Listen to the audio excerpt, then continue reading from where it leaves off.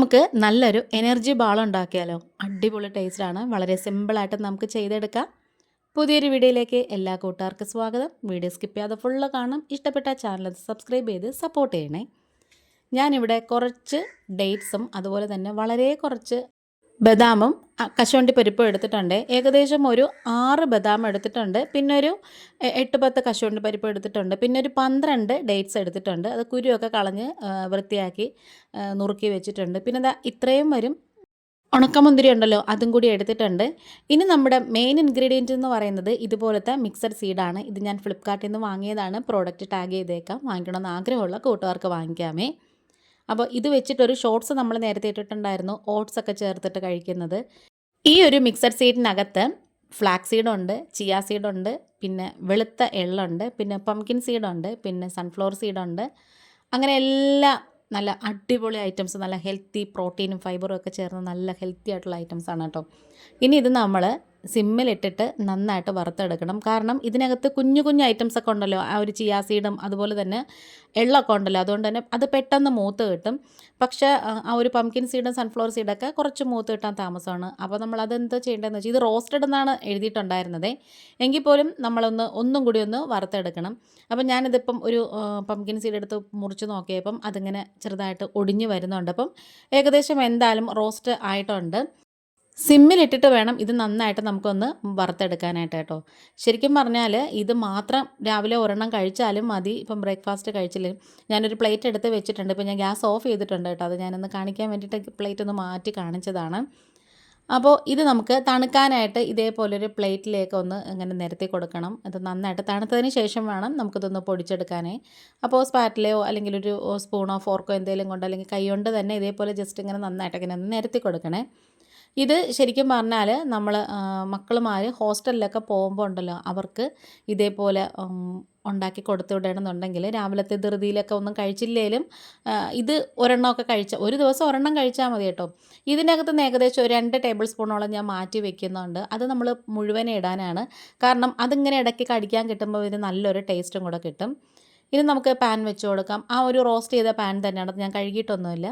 അതിലേക്ക് 1 ടീസ്പൂണോളം നെയ്യ് ഒഴിച്ചു കൊടുക്കാം. നെയ്യ് നന്നായിട്ട് മെൽറ്റായിട്ട് വരുമ്പോഴത്തേക്കും നമ്മളെടുത്ത് വെച്ചിട്ടുള്ള ആ കുരുവൊക്കെ കളഞ്ഞ് വെച്ചിട്ടുള്ള ആ ഒരു ഡേറ്റ്സ് ഉണ്ടല്ലോ, ഈന്തപ്പഴം, അത് ഇതിലേക്ക് ചേർത്ത് കൊടുക്കാം. കുറച്ചും കൂടെ ഈന്തപ്പഴം വേണമെങ്കിൽ നിങ്ങൾക്ക് ചേർത്ത് കൊടുക്കാമേ. നല്ല മധുരം വേണമെന്നുണ്ടെങ്കിൽ കുറേ കൂടെയൊക്കെ ചേർത്ത് കൊടുക്കാം. പിന്നെ ഇത് ചൂടായി വരുമ്പം ഈ ഈന്തപ്പഴമൊക്കെ നല്ല സോഫ്റ്റായിട്ട് വരും. അപ്പോൾ ഈ ഒരു സ്പാറ്റില കൊണ്ട് പതുക്കെ ഇങ്ങനെ ഒന്ന് അമർത്തി കൊടുത്താൽ മതി. അതിങ്ങനെ നന്നിങ്ങനെ ഒരു കുഴഞ്ഞ് വരുന്നൊരു പരുവത്തിലായിട്ട് വരും. ഇതല്ലാന്നുണ്ടെങ്കിൽ മിക്സിയിലിട്ടൊന്നിങ്ങനെ അടിച്ചെടുത്താലും മതിയേ. ഇത് നന്നായിട്ട് ഇങ്ങനെ സോഫ്റ്റായിട്ട് വരുമ്പോഴത്തേക്ക് വേണം നമുക്ക് നമ്മളെടുത്ത് വെച്ചിട്ടുള്ള ആ ഒരു നട്ട്സും ഗ്രേപ്സും ഒക്കെ ചേർത്ത് കൊടുക്കാനായിട്ട്. ഞാനിപ്പം ഉണക്കമുന്തിരിയാണ് ചേർത്ത് കൊടുത്തത്. അതിങ്ങനെ ഒന്ന് വീർത്ത് ബബിളാവുന്നത് വരെ നമ്മളൊന്ന് വെയിറ്റ് ചെയ്യണേ. ഇതുപോലെ ഒന്ന് സിമ്മിലിട്ട് നന്നായിട്ട് ഇങ്ങനെ ഒന്ന് മൊരിയിച്ചെടുക്കണം. ഈ ഒരു കറുത്ത മുന്തിരിക്ക് പകരം വേണമെങ്കിൽ വെളുത്ത മുന്തിരി വേണമെങ്കിൽ എടുക്കാമേ. ഇനി നമ്മൾ ആ ഒരു കശുവണ്ടി പരിപ്പും നുറുക്കിയ ബദാമും കൂടി ചേർത്ത് കൊടുക്കാം. അത് മുഴുവനെ വേണമെങ്കിലും ചേർത്ത് കൊടുക്കാം. ബദാം എന്തായാലും ചോപ്പ് ചെയ്ത് ചേർക്കുന്നതാണ് നല്ലത്. കശുവണ്ടി പരിപ്പ് വേണമെങ്കിൽ മുഴുവനെ ചേർത്ത് കൊടുക്കാം. ഇതെല്ലാം നന്നായിട്ട് മൊരിയിച്ചെടുത്തതിന് ശേഷം മാത്രമേ ഉള്ളൂ നമ്മൾ ആ മിക്സഡ് സീഡ് ചേർത്ത് കൊടുക്കേണ്ടത്. കാരണം അത് നമ്മൾ നേരത്തെ റോസ്റ്റ് ചെയ്തതായതുകൊണ്ട് ലാസ്റ്റ് ഇട്ടാൽ മതിയേ. ശരിക്കും പറഞ്ഞാൽ ഈ വർക്കിംഗ് വിമൻസ് ഉണ്ടല്ലോ, ഓഫീസിലൊക്കെ പോകുന്ന അമ്മമാർ അവരുടെ മക്കളുമാരെയൊക്കെ എങ്ങനെയെങ്കിലുമൊക്കെ ഓട്ടിച്ച് വിടും. പക്ഷെ അവരുടെ കാര്യത്തിൽ യാതൊരു ശ്രദ്ധയും കാണിക്കത്തില്ല കേട്ടോ.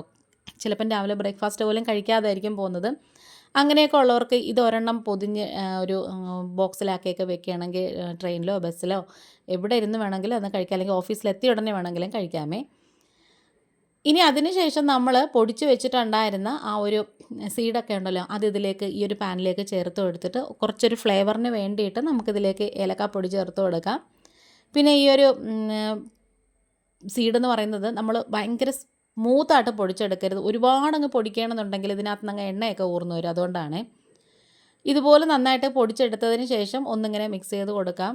അപ്പോൾ നന്നായിട്ടിങ്ങനെ ഒന്ന് വഴറ്റിയെടുക്കണം. അപ്പോൾ ഞാൻ ഇതിനകത്ത് ഒരിച്ചിരി 1-1.5 ടേബിൾ സ്പൂണോളം നാട്ടുശർക്കര ഉണ്ടല്ലോ, അതും കൂടി ചേർത്ത് കൊടുക്കുകയാണ്. പഞ്ചസാര ഒരിക്കലും ചേർക്കരുത്. അത് ഒട്ടും തന്നെ ഹെൽത്തി അല്ല. പിന്നെ ഇത് ചേർക്കണമെന്ന് നിർബന്ധമില്ല. ഇതിപ്പോൾ ഞാൻ മെയിനായിട്ട് ഉണ്ടാക്കിയത് മോൾക്ക് വേണ്ടിയിട്ടൊക്കെയാണ്. കാരണം രാവിലെ സ്കൂളിലൊക്കെ പോകുമ്പോൾ അങ്ങനെ ഒന്നും കഴിക്കാൻ വലിയ പാടായിരിക്കും. അപ്പം ഇതൊരെണ്ണമൊക്കെ കഴിച്ചിട്ട് പോട്ടെ എന്നൊക്കെ വിചാരിച്ചിട്ടാണ്. അപ്പം കുട്ടികൾക്ക് കുറച്ച് മധുരം ഇല്ലെങ്കിൽ എന്തായാലും കഴിക്കത്തില്ല. പിന്നെ നമ്മളെപ്പോലെ മുതിർന്നവരും അതുപോലെ തന്നെ ഈ വെയിറ്റ് ലോസ് ഒക്കെ നോക്കുന്നവരൊക്കെ ആണെങ്കിൽ പിന്നെ ഈ കുറച്ച് ഹെൽത്ത് കോൺഷ്യസ് ആയിട്ടുള്ളവരൊക്കെ ആണെന്നുണ്ടെങ്കിൽ ഈ പറയുന്നത് പോലെ നമുക്ക് ഈ ഒരു ശർക്കര അവോയ്ഡ് ചെയ്യാം. അതിന് പകരം കുറച്ചും കൂടെ ഡേറ്റ്സ് ചേർത്ത് കൊടുക്കാം. അത് ചേർക്കുന്ന എന്തിനെന്ന് പറഞ്ഞാൽ നമുക്കൊരു ബൈൻഡിങ് കിട്ടാൻ വേണ്ടിയിട്ടാണ് ഇത് ഒന്ന് ഉരുട്ടിയെടുക്കുമ്പം. ഇനി ഇത് ചെറിയ ചൂടോടുകൂടി വേണം നമുക്ക് ഉരുട്ടിയെടുക്കാൻ. കഴിക്കാൻ നല്ല ചൂടുണ്ട് കേട്ടോ. അപ്പോൾ ഞാനൊരു ഇച്ചിരി നെയ്യ് ഒന്ന് കയ്യിലൊന്ന് തൂത്ത് കൊടുത്തിട്ടാണ് ഇത് ഉരുട്ടിയെടുക്കുന്നത്. ഭയങ്കര ചൂടാണ് കേട്ടോ. ഇത് വേണമെന്നുണ്ടെങ്കിൽ നമുക്ക് റോൾ ചെയ്തും എടുക്കാം. ഒരു ബട്ടർ പേപ്പറിൽ ഇതങ്ങ് തട്ടിയതിന് ശേഷം നന്നായിട്ട് ഇങ്ങനെ റോൾ ചെയ്തിട്ട് കുറച്ച് സമയം കഴിഞ്ഞിട്ട് മുറിച്ചെടുത്താൽ മതി. അപ്പോൾ ഈ ഒരു വീഡിയോ കണ്ടുകൊണ്ടിരിക്കുന്ന സമയത്ത് ഈ ഒരു ചാനൽ നിങ്ങൾക്ക് ഇഷ്ടപ്പെടുകയാണെന്നുണ്ടെങ്കിൽ പ്ലീസ് ഒന്ന് ലൈക്ക് ചെയ്യും, ഷെയർ ചെയ്യും, കമൻറ്റ് ചെയ്യും, സബ്സ്ക്രൈബ് ചെയ്ത് സപ്പോർട്ടോടെ ചെയ്യണേ. ഇതുവരെയും സബ്സ്ക്രൈബ് ചെയ്യാതെ കാണുന്ന കൂട്ടുകാരാരെങ്കിലും ഉണ്ടെങ്കിലും ആദ്യമായിട്ട് കാണുന്ന കൂട്ടുകാരാരെങ്കിലും ഉണ്ടെങ്കിലും ആ ബെല്ലൈക്കണം സബ്സ്ക്രൈബ് ബട്ടണൊക്കെ പ്രസ് ചെയ്തിട്ട് ഓൾ എന്ന ഓപ്ഷനും കൂടി കൊടുക്കണേ. എങ്കിൽ മാത്രം ഞാനിടുന്ന നെക്സ്റ്റ് വീഡിയോസൊക്കെ നോട്ടിഫിക്കേഷനായിട്ട് നിങ്ങൾക്ക് കിട്ടത്തുള്ളൂ.